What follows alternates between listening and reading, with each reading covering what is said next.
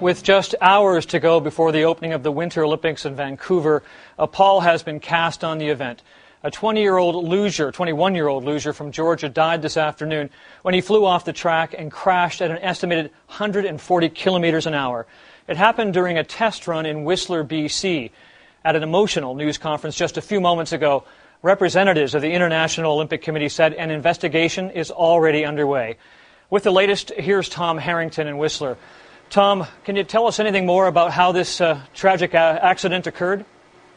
Well, to give it some context, Chris, most of this week there have been a lot of crashes on this course, the Whistler Sliding Center, which the athletes call the fastest in the world. At least a dozen accidents, and one involving the gold medal favorite from Italy. So there have been complaints up to yesterday from some athletes who said the limits are being pushed by this track. Today, Nodar Kumaritashvili, the Georgian, who's got 5 World Cup races under his belt, 21 years old, not a lot of experience and probably not a lot of runs in this track, came down, had pretty well negotiated the entire track. Turn 16, they call the Thunderbird, is the very last turn in the track, but it's a very risky one. And I've seen the video of the crash, and essentially he loses control of the sled in that turn and is slingshotted off the track into the metal stanchions, which actually support the upper reaches of the track, back first. His helmet actually hits the metal stanchion. The medical personnel tried reviving him at trackside. He was brought to the clinic at the Whistler Athletes Village. They were unable to revive him, and he was dead. Training for today has been suspended. There's some talk now about what will happen tomorrow, especially because there is an investigation ongoing. So men's competition is scheduled to begin tomorrow, but we're not sure that's going to happen. Hey, just very quickly, tell us what's different about this track and what makes it so fast. Well, it's been designed in such a way to take advantage of the pitch, the steepness of the hill that it's built upon here in Whistler. You can actually see a little bit over my Right. shoulder here.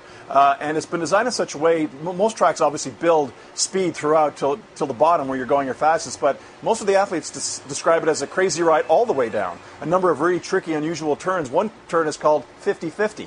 Because that's the estimate of whether you can get through it or not. That's also the 13th turn if you're into numerology. So everybody knew going in this was a really difficult track to handle. And inexperienced athletes were going to have a tougher time than those who've had a lot of runs on it. Okay, Tom, very quickly here. We understand that there is some talk that the Georgian delegation may pull out of these games. Can you bring us up to date on that?